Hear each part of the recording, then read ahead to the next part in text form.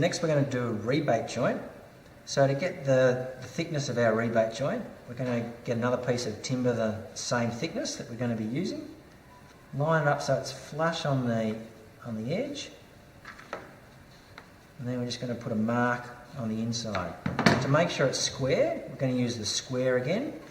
We're going to pinch it across the bottom here and then square it down the side.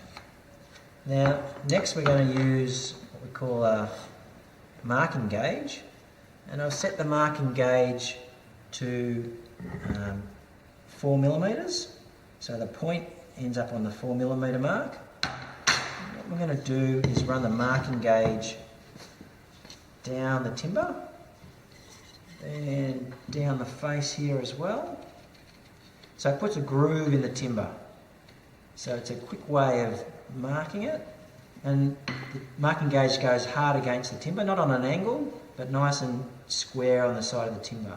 And once you put the marks on it, you can just run your pencil down that mark and you have an automatic mark of where you're going to stop cutting.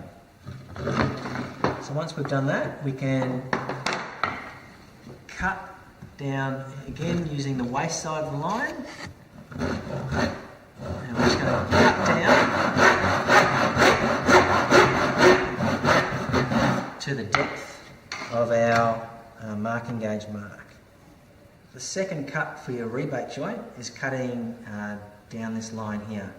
So we're going to cut on the waist side of the line again. Follow that down. Just need to tighten the vise a little bit.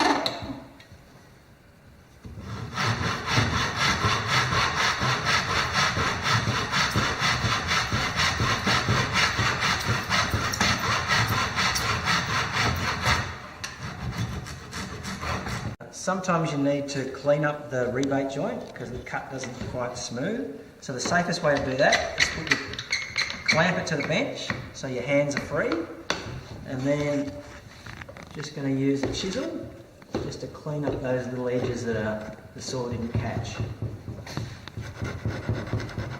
And you might not even need to use a hammer, just those last little bits. That's it, and then it should fit nice and neatly.